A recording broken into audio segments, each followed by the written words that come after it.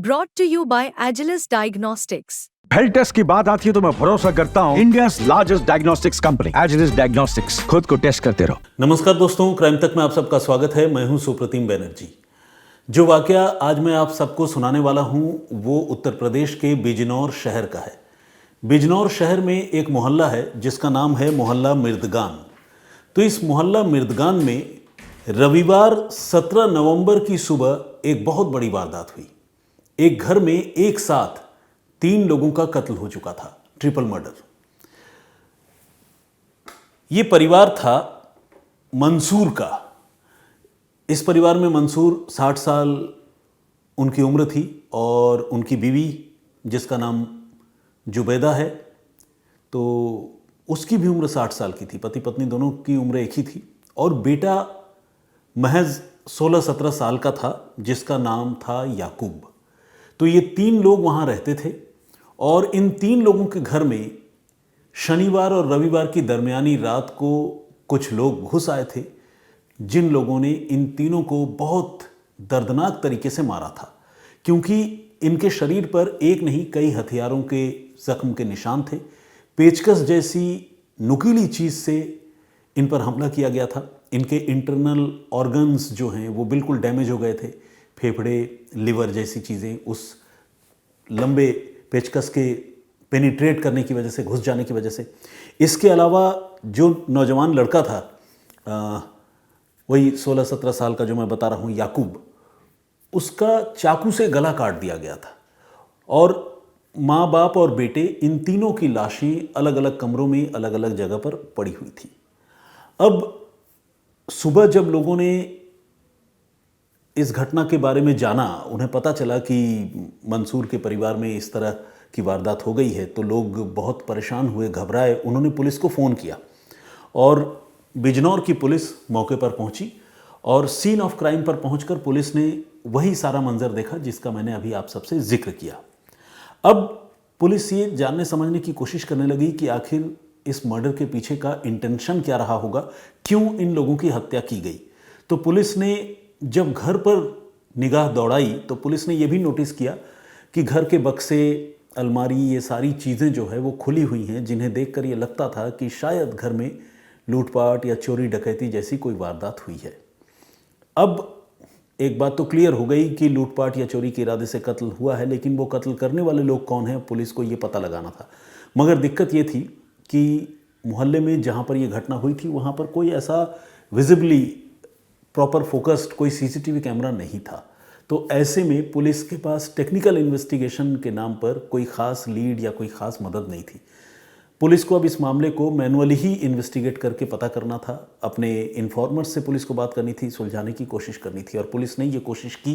कुछ मुखबिरों से पुलिस ने बातचीत की और बिजनौर के उस इलाके में एक्टिव जो भी चोर डकैत हैं उनके बारे में पुलिस ने जानकारी जुटाई कि उनमें से कोई है या नहीं है।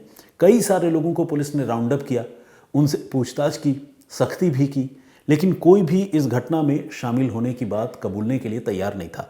बल्कि जिस को पुलिस ने पकड़ा वो सारे लोग अपनी अपनी बेगुनाही की दलील भी देते रहे और पुलिस के सामने सबूत भी पेश करते रहे, बताते रहे बीती रात कहाँ थे, किसके साथ थे। पुलिस उन चीज़ों को वेरीफाई करती रही। तो काफ़ी वक्त इस एक्सरसाइज में पुलिस का गुजरा, बिजनौर पुलिस का। इस बीच पुलिस ने यह भी पता करने की शुरुआत की कि बीती रात जब ये घटना हुई थी, शनिवार और रविवार की दरमियानी रात को, मैंने आपको बताया 17 नवंबर रविवार की सुबह, इसी महीने की बात है, वो लाशें मिली थी। तो 16 और 17 की दरमियानी रात को इस परिवार के लोग कहाँ कहाँ थे और कब वो काम से घर लौटे, पुलिस ये पता कर रही थी।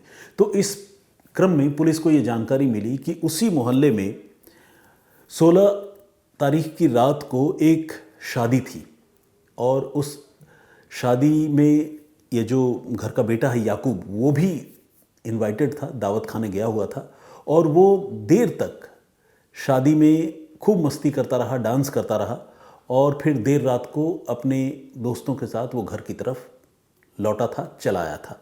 लेकिन इसके बाद वो घर में कब एग्जैक्टली एंटर किया और कब वो सोया, कब जगा, ये किसी को पता नहीं था। इस बीच घर की बिखरी हुई चीज़ों को देखकर ये तो लग रहा था कि यह मामला लूटपाट या डकैती का है, लेकिन घर में कोई फोर्सफुल एंट्री के निशान नहीं थे। यानी दरवाजे पर कोई ज़ोर ज़बरदस्ती या तोड़े फोड़े जाने के कोई निशान पुलिस को नहीं मिले, जो इस बात की तरफ इंडिकेट कर रहे थे कि शायद कत्ल की इस वारदात को किसी जानने वाले ने अंजाम दिया होगा। लेकिन वो कौन हो सकता है जो जानकार भी हो, लूटपाट भी कर रहा हो या चोरी भी करने की कोशिश कर रहा हो, कत्ल कर दिया, वो कौन हो सकता है, पुलिस को अब ये पता करना था। तो पुलिस ने, जैसा कि मैंने आपको बताया, प्रीवियस नाइट की डिटेल पुलिस ने निकलवाई और पुलिस को उसके बहुत सारे दोस्तों के बारे में पता चला, याकूब के। उन सारे दोस्तों से भी पूछताछ हुई। इसी क्रम में पुलिस को एक और नाम भी पता चला जो याकूब का बहुत अच्छा दोस्त है, जिसका नाम है नाजिम। नाजिम के बारे में पुलिस को ये पता चला कि याकूब और नाजिम अक्सर साथ ही रहते हैं और दोनों के बीच में बहुत अच्छी दोस्ती है। बीती रात को भी उस शादी में नाजिम गया हुआ था और याकूब के साथ उसने न सिर्फ वहाँ खूब मस्ती की, डांस किया, बल्कि वहाँ दोनों ने खूब साथ में नशा भी किया। और इसके बाद आखिरी बार जो दूसरे कॉमन फ्रेंड्स हैं उन्होंने बताया कि उन्होंने याकूब को नाजिम के साथ ही उस शादी वाले घर से लौटते हुए देखा था। यानी आखिरी बार नाजिम के साथ याकूब जिंदा देखा गया था। अब पुलिस को लगा कि इस नाजिम के बारे में भी पता करना ज़रूरी है, वेरीफाई करना ज़रूरी है। लेकिन जब तक पुलिस नाजिम के पास पहुंचती तब तक पुलिस सीन ऑफ क्राइम का भी मुआयना कर रही थी। जैसा कि मैंने आपको बताया, सीन ऑफ क्राइम पर पुलिस जब पहुंची तो सारी चीज़ें उसने देखा। डेड बॉडीज़ को पुलिस ने रिकवर करके पोस्टमार्टम के लिए भी भिजवाया। तो मौका वारदात पर तमाम चीज़ों के साथ साथ जहाँ पर जिस कमरे में याकूब की हत्या हुई थी, घर के बेटे की हत्या हुई थी, वहाँ पर पुलिस को एक शर्ट का बटन भी मिला। अब पुलिस को ये लगने लगा कि ये बटन जो है कातिल के साथ छीना झपटी में या खुद को बचाने के लिए जो उसका स्ट्रगल हुआ होगा याकूब का, उस क्रम में ये बटन टूटकर वहाँ गिरा होगा, इस बात की बहुत ज़्यादा संभावना थी। लेकिन पुलिस ने जब याकूब के शर्ट पर बहुत गहराई से निगाह डाली, गौर किया, तो पुलिस ने देखा कि उसकी जो शर्ट के बटन हैं वो सारे इंटैक्ट है, कोई टूटा नहीं है। लेकिन एक और बटन वहाँ पर पड़ा हुआ था। वो बटन किसका है ये पुलिस को नहीं पता था, लेकिन उसको देखकर पुलिस को ये शक था कि शायद ये बटन जो है कातिल का ही रहा होगा, जिसके साथ अपने बचने के क्रम में याकूब की लड़ाई हुई होगी और वो बटन टूटकर वहाँ गिर गया होगा। तो पुलिस ने उस बटन को भी एक सुराग कह लें या सैंपल एविडेंस के तौर पर पुलिस ने वहाँ से उसको कलेक्ट किया। अब पुलिस को नाजिम के बारे में जानकारी मिल चुकी थी, जैसा कि मैंने आपको बताया, दूसरे दोस्तों के बारे में भी जानकारी मिली थी। पुलिस सबको वेरीफाई कर रही थी। इस क्रम में पुलिस जो है नाजिम के घर पहुंची और पुलिस ने नाजिम के घर वालों से पूछताछ की।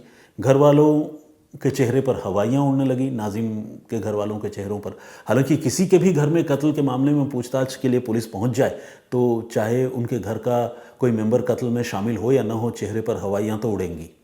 तो नाजिम के परिवार की यही हालत थी। अब पुलिस ने कहा कि भाई नाजिम के कपड़े कहाँ हैं, बीती रात वो जिन कपड़ों के साथ शादी में गया था, जो कपड़े पहनकर, वो कपड़े कहाँ हैं। तो ये पता चला कि नाजिम के घर वालों ने वो सारे कपड़े धुल दिए हैं। यहाँ तक कि जो चप्पल पहनकर गया था वो भी धुल दिया, जो शर्ट पैंट पहनी थी वो भी धुल दिया, सब धुल दिया। लेकिन पुलिस ने कहा कि ठीक है, हम धुले हुए कपड़े भी देखना चाहेंगे और पुलिस ने उन धुले हुए कपड़ों पर निगाह डाली। और आपको जानकर हैरानी भी होगी और अच्छा भी लगेगा। हैरानी के बदले में कोई और शब्द सोच रहा था बीच में, लेकिन मुझे लगा कि नहीं, यहाँ पर हैरानी के सिवाय कोई दूसरे शब्द को रिप्लेस नहीं कर सकता। बहरहाल आपको जानकर हैरानी होगी और अच्छा भी लगेगा कि जो बटन पुलिस को मौका वारदात से मिला था, यहाँ नाजिम की जो धुली हुई शर्ट थी उससे वो बटन मिस था, गायब था, टूटा हुआ था वो बटन। और नाजिम की शर्ट धुल गई थी और सारे दूसरे कपड़े भी धुल गए थे। अब पुलिस को तकरीबन यकीन हो गया था कि इस घटना में हो ना हो नाजिम का ही हाथ है, नाजिम का ही रोल है। हो सकता है नाजिम के साथ कोई और भी हो जो उस बीती रात इस हमले को और कत्ल की घटना को अंजाम देने पहुंचा हो, क्योंकि 3 लोगों का कत्ल हुआ है। अकेले एक आदमी के बस का रोग लगता नहीं है। तो पुलिस ने नाजिम को पकड़ने से पहले पुलिस ने एक और टेस्ट कंडक्ट करने का फैसला किया। एक केमिकल टेस्ट होता है जिसे बेंजाडाइन टेस्ट कहते हैं। आप सब ने ज़रूर इसके बारे में सुना होगा। ये बेसिकली एक ख़ास तरह का केमिकल होता है जिसे खून के ऊपर डालने से या खून के धुले हुए धब्बों के ऊपर भी डालने से उसके जो भी रेमनेंट्स या कण खून के वहाँ रह जाते हैं, उससे उसका कलर जो है एक पर्टिकुलर कन्वर्ट होता है, प्रोबेबली पिंक या ब्लू, इस तरह का कलर जो है वहाँ पर पैदा होता है या कन्वर्ट होता है, जो भी आप कह लें। तो ये बेंजाडाइन टेस्ट पुलिस ने करने का फैसला किया। पुलिस ने वो केमिकल अरेंज किया, मंगवाया, और उसके बाद जो कपड़े नाजिम के धुले हुए थे उन पर वो बेंजाडाइन की बूंदें जो है वो डाली गई। और ये बूंदें डालते ही ये क्लियर हो गया कि पूरे शर्ट को जिसे धुला गया था और विजिबली जिसमें कोई भी खून का निशान नहीं था, वो बेंजाडाइन टेस्ट में ये प्रूव हो गया कि उसमें पूरी की पूरी शर्ट तकरीबन फ्रंटल पार्ट जो है वो खून से सनी हुई थी। और घर वालों ने वो खून से सने कपड़े धो भी दिए थे। तो ये भी बात क्लियर हो गई। इसके बाद पुलिस ने नाजिम को पकड़ लिया। इस मामले में घर वालों की भूमिका भी संदिग्ध रही। जब पूछताछ हुई तो पता चला कि नाजिम की बहन ने वो कपड़े धोए थे और उसने अपने भाई के कपड़ों में खून के छींटे देखने के बाद अपनी माँ को भी इसके बारे में बताया था, और उन लोगों ने इस राज को छिपाने की कोशिश की, जिसके वजह से उन्होंने वो खून के धब्बे धो दिए। अब बिजनौर पुलिस इस मामले में नाजिम के साथ साथ उसकी माँ, बहन और घर के दूसरे लोग जिन्हें इस कत्ल के बारे में पता था और जो सबूत मिटाने की कोशिश कर रहे थे, उनके खिलाफ क्या कार्रवाई करती है ये अभी देखने वाली बात है। लेकिन अभी बहुत इनिशियल स्टेज में है ये इन्वेस्टिगेशन। लेकिन पुलिस अब नाजिम को पकड़ चुकी थी, और जब नाजिम से पूछताछ हुई तो उसके पास अब झूठ बोलने का कोई तरीका या जरिया बचा ही नहीं था, क्योंकि सबूत जो है वो सामने थे और वो नाजिम की चुगली कर रहे थे। नाजिम ने मान लिया कि हाँ, उसी ने अपने दोस्त, जिगरी दोस्त याकूब की और उसके मम्मी पापा की हत्या की है। मगर क्यों? तो इसका जवाब नाजिम ने जो दिया वो आपको भी सुनना चाहिए। और आज के ज़माने में ऐसे दोस्त, ऐसे लोगों से बच के रहना चाहिए। नाजिम और याकूब, जैसा कि मैंने आपको बताया, बहुत अच्छे दोस्त थे। दांत कटी रोटी थी, साथ में उठना बैठना था ये, लेकिन साथ में नशा भी करते थे और इनको हर तरह के नशे की आदत थी। पीना पिलाना खाना तो है ही, सूंघने का नशा भी था। मतलब ये फ्लूइड थिनर और नेल पेंट रिमूवर इस तरह की जो चीज़ें हैं ना, जिसमें एक ख़ास किस्म की बू होती है, उसको ये लोग सूंघा भी करते थे। तो आले दर्जे के नशेड़ी ये लोग थे। पुलिस की जांच में ये बात सामने आई और ये पता चला कि बीती रात उस पार्टी के में, शादी के पार्टी में खाने पीने और नशा करने के दौरान याकूब ने बातों बातों में नाजिम को ये बताया था कि उसके घर में बहुत सारा चोरी का सोना पड़ा हुआ है। अब चोरी का सोना पड़ा होना, इस बात का भी सबूत है याकूब का ये कहना कि इन लोगों का क्रिमिनल बैकग्राउंड भी था। थोड़ा बहुत कहीं ना कहीं, कोई बहुत बड़े क्रिमिनल नहीं थे, लेकिन छोटी मोटी घटनाओं को ये अंजाम दिया करते थे। और इस तरह का क्लेम जब याकूब ने नाजिम से किया तो नाजिम के मन में जो है वो पाप आ गया, या आप कह लें कि उसकी नीयत बिगड़ गई। इसके बाद नाजिम ने तय किया कि वो याकूब के साथ उसके घर जाएगा और उसके घर से सोना चुरा लेगा। लेकिन उसे नहीं पता था कि सोना कैसे चुराएगा, मगर उसके दिमाग में ये था कि वो जैसे भी हो याकूब के पास से वो सोना लेगा। अब रात को ये दोनों दोस्त निकले और नाजिम ने याकूब से कहा कि चलो मैं तुम्हारे ही घर चलूँगा, और मुझे शादी में मैंने दावत तो खाई तुम्हारे साथ, लेकिन पेट ज़्यादा भरा नहीं, तुम्हारे घर में चल के कुछ खाऊँगा भी। अब याकूब के लिए तो अच्छा था, उसका इतना बढ़िया दोस्त उसे कह रहा था कि घर चलूँगा, रात को तुम्हारे साथ कुछ टाइम रहूँगा। तो याकूब और नाजिम अब दोनों याकूब के घर पहुँचे। याकूब के पिता मंसूर, जो 60 साल के बुज़ुर्ग हैं, वो गहरी नींद में थे और उस रात मंसूर ने भी अच्छा खासा नशा किया हुआ था। मंसूर ने दरवाज़ा खोला, देखा सामने बेटा और उसके दोस्त हैं। उसके बाद कहा कि ठीक है, तुम लोग घर आओ, अंदर आओ, और वो अपने कमरे में जाकर सो गया। नींद याकूब को भी ज़बरदस्त आ रही थी, लेकिन इत्तेफाक से नाजिम की आंखों में नींद नहीं थी, क्योंकि वो तो लूटपाट और चोरी करना चाहता था, इसी इरादे से आया ही था। तो याकूब भी अपने कमरे में गया, लेकिन नाजिम उसके साथ उसके कमरे में नहीं गया। उसको बोला कि ठीक है तुम सो, मैं अभी आ रहा हूँ। इसके बाद उसने क्या किया, सीधे मंजूर की पत्नी यानी याकूब की माँ जुबैदा, वो जहाँ सो रही थी वहाँ वो पहुँचा, क्योंकि उसे शक था कि अगर वो सोना चोरी करने की कोशिश करेगा बेडरूम में घुसकर, तो शायद जुबैदा जाग जाए और वो शोर मचाए। तो इसीलिए सबसे पहले उसने जुबैदा को टारगेट करने का फैसला किया। उसके कमरे में पहुंचा और पेचकस और चाकू से उस पर ताबड़तोड़ वार करके जुबैदा की हत्या कर दी। उसे चीखने का, छटपटाने का भी मौका नहीं मिला। घर में बेटा और पति अलग अलग कमरों में रहे और उन्हें खबर भी नहीं हुई कि बेटे के दोस्त ने आकर जुबैदा की हत्या कर दी है, यानी एक माँ की हत्या कर दी है, या कह ले एक पत्नी की हत्या कर दी है। अब जुबैदा की हत्या हो चुकी थी। इसके बाद उसने जुबेदा के कमरे में और घर में जहाँ जहाँ भी हो सकता था उसने उस सोने की तलाश की नाजिम ने, उसको वो नहीं मिली। फिर इसके बाद ये जो नाजिम है इसने अब मंसूर को टारगेट किया। मंसूर भी नींद में गाफिल था, नशे में धुत, उस पर हमला किया और उसे भी पूरी तरह चाकुओं से गोद कर उसकी हत्या कर दी। उसके शरीर पर भी पेचकस के जख्म मिले और फाइनली वो गया याकूब के कमरे में और उसको लगा कि अब याकूब के पास चल के देखना चाहिए उसके पास क्या है क्या नहीं है। ऐसे भी उसे ये लग रहा था कि अगर याकूब जिंदा बचा तो वो तो फंस जाएगा, क्योंकि याकूब के साथ ही घर आया था, याकूब सारी बातें बता देगा। तो फिर वो याकूब के पास गया और बगैर भी एक लम्हा ये सोचे हुए कि ये मेरा जिगरी दोस्त है जिसके साथ मैं हमेशा उठता बैठता हूँ। हालांकि उसके आंखों का पानी तो तभी मर गया था जब वो अपने इतने अच्छे दोस्त के मम्मी पापा की हत्या कर रहा था, और वो भी देखा जाए तो सिर्फ लालच में, बिला वजह। अगर कोई दुश्मनी वाली बात होती तो भी बात समझ में आती, हालांकि जस्टिफाई दुश्मनी में भी कत्ल को नहीं कर सकते, लेकिन फिर भी यहाँ तो कोई रीज़न ही नहीं था। सोना लूटेंगे इसकी वजह से हत्या कर देना, मतलब हद है लोगों की और उनकी सोच की। तो खैर ऐसा ही आदमी था वो नाजिम। अब वो नाजिम याकूब के कमरे में गया और याकूब के गले पर वो छुरा चलाने लगा। याकूब की नींद खुल गई, नशा उतर गया, छटपटाने लगा। उसने नाजिम की शर्ट पकड़ ली अपने बचाव में। नाजिम जो है पहले से तैयार था, वो तो कत्ल करने के लिए मेंटली प्रिपेयर्ड था। याकूब को संभलने का मौका भी नहीं मिला, वो छटपटाता रहा, लेकिन मगर उसका गला नाजिम ने काट दिया छुरे से, उसकी भी हत्या हो गई। लेकिन इसी छीना झपटी में नाजिम के शर्ट का बटन टूट गया और वो मौके पर ही गिर गया। जिस बटन के सहारे पुलिस इस मामले में नाजिम तक पहुंची और नाजिम को पकड़ने में भी पुलिस कामयाब हुई। दूसरे सबूत के तौर पर बाकी जो चीज़ें मिली उसका तो मैंने आपसे जिक्र किया ही।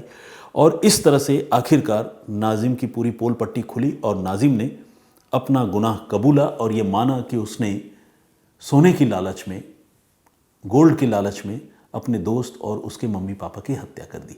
तो 17 तारीख की सुबह ये घटना हुई थी और इस घटना को पुलिस ने, अब आज जब मैं 19 की शाम को ये स्टोरी रिकॉर्ड कर रहा हूँ, अब पुलिस ने इस मामले को सुलझा लिया है। जाहिर है अभी इस मामले की तफ्तीश आगे और बढ़ेगी और इसमें जो भी नई बातें सामने आएंगी, अगर उसमें कोई बहुत रिमार्केबल और इम्पॉर्टेंट बात हुई जो मुझे लगा कि आप लोगों से शेयर करनी चाहिए, तो मैं ज़रूर आप लोगों को फिर से इसके बारे में कुछ अपडेट दूंगा।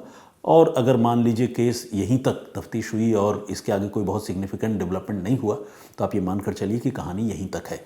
तो खैर आज की ये पेशकश यहीं तक, लेकिन इसको ख़त्म करने से पहले आइए कुछ कमेंट्स मैं पढ़ता हूँ जो मेरी प्रीवियस स्टोरी में आप लोगों ने किए थे।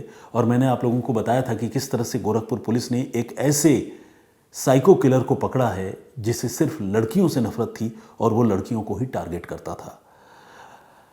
कमेंट्स पढ़ता हूँ। अंसारी हुज़ैफा ने कमेंट किया है, उन्होंने कहानी सुनाने के लिए धन्यवाद कहा है और कहा है lots of love from Maharashtra, thank you very much.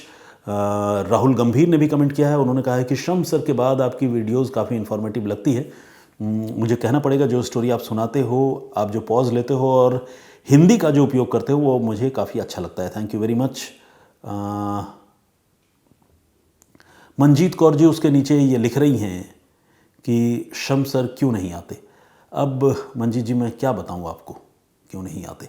Manjeet जी, शम्स ताहिर खान साहब रोज़ आते हैं क्राइम तक पर अपनी स्टोरी लेकर। मैं तो बीच बीच में गायब भी हो जाता हूँ। आप लोगों में बहुत सारे लोगों की शिकायत होती है और वो जेन्युइन शिकायत होती है, मैं उससे भाग नहीं सकता, इनकार नहीं कर सकता। लेकिन शम्स सर बहुत डिसिप्लिन्ड आदमी हैं और रेगुलर अपनी स्टोरीज़ लेकर क्राइम तक पर हाजिर होते हैं, आप लोगों के सामने आते हैं। इसीलिए ये सवाल मुझे समझ में नहीं आया। इसका मतलब आप जो है वो रेगुलर क्राइम तक पर विजिट नहीं करती हैं। तो आपसे रिक्वेस्ट है कि प्लीज़ ज़रूर क्राइम तक पर आइए और शम्स सर को सुनिए, और कभी मौका मिले तो इधर से भी गुजरिए, मेरी भी स्टोरीज सुनिए।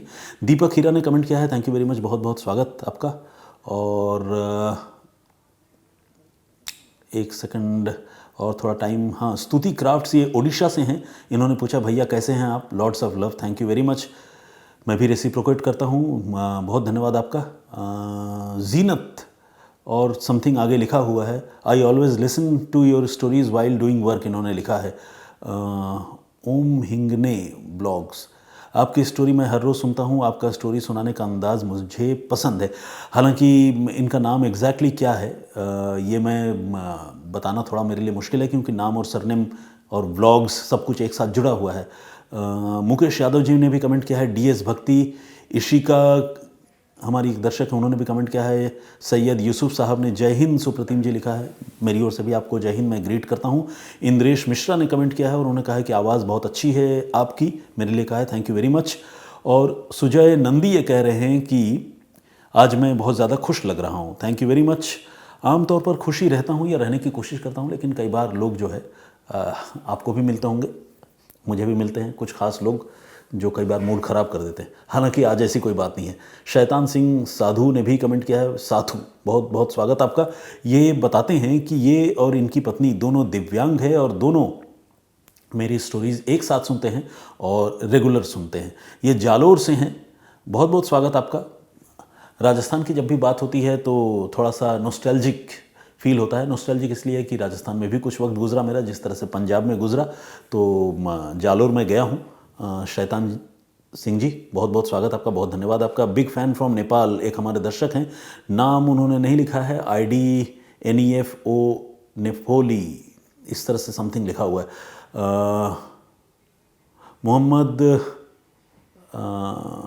मोहम्मद उमैर या इस तरह से कोई नाम और सरनेम है, तो मैं उसको पढ़ नहीं पा रहा हूँ, एक साथ जुड़ा हुआ है। उन्होंने नमस्ते सर कहा है और आपकी स्टोरी डेली सुनता हूँ, उन्होंने ये भी लिखा है। वो दुबई में है और बता रहे हैं कि वो यूपी से हैं बेसिकली। सोनू अहमद ने भी कमेंट किया है, बहुत बहुत स्वागत आपका। मनीष विश्वकर्मा का कमेंट है। देवाशीष भट्टाचार्य इन्होंने भी कमेंट किया, उन्होंने कहा है कि सर आपकी कहानी के साथ पिक्चर्स भी दिखाया करें तो और अच्छा लगेगा। आपकी जो ये बात है बिल्कुल सही है, बहुत सारे दर्शकों ने ये सुझाव दिया है। आने वाले दिनों में कुछ तस्वीरें भी अपनी स्टोरीज़ में इनकॉर्पोरेट करने की कोशिश करूँगा। और जैसा कि आप जानते हैं, सिंस इस प्रोग्राम को आप सारे लोगों का बहुत प्यार मिल रहा है, तो इस प्रोग्राम को नए सिरे से किसी नए टाइम पर एक तरह से रीलॉन्च करने की तैयारी या प्लानिंग है। तो जब वो हो जाएगा उसका एग्जीक्यूशन, तो बहुत मुमकिन है कि मेरी तस्वीरों में आप कुछ तस्वीरें भी मेरे इस प्रोग्राम में, इस वीडियोज़ में वो कुछ तस्वीरें भी आप उसके से रिलेटेड देख पाएंगे, जो जिसकी चाहत या इच्छा आप लोगों को हमेशा रहती है। शाइन शर्मा ने कमेंट किया है, बहुत स्वागत आपका। बुधिराम का भी कमेंट है और इसके अलावा धनराज बलाई इन्होंने भी कमेंट किया है। रूबी ध्रुव ने भी कमेंट किया है, ये शिवम ध्रुव हैं छत्तीसगढ़ से। उद्रेश बिंद और अमृति ने भी कमेंट किया है, बहुत धन्यवाद आपका। RDX चैनल के नाम से एक ID है, उन्होंने जय श्री राम का उद्घोष किया है। तो बहुत बहुत धन्यवाद आप सारे लोगों का। सारे लोगों का नाम और कमेंट एक साथ एक दिन में पढ़ना संभव नहीं है। फिर कल हाजिर होऊंगा आप लोगों के सामने, कुछ और लोगों के नाम और कमेंट्स भी पढ़ूंगा किसी नई स्टोरी के साथ। तब तक मुझे इजाज़त दीजिए, अपना बहुत ख्याल रखिए, सुरक्षित रहिए। जय हिंद, जय भारत।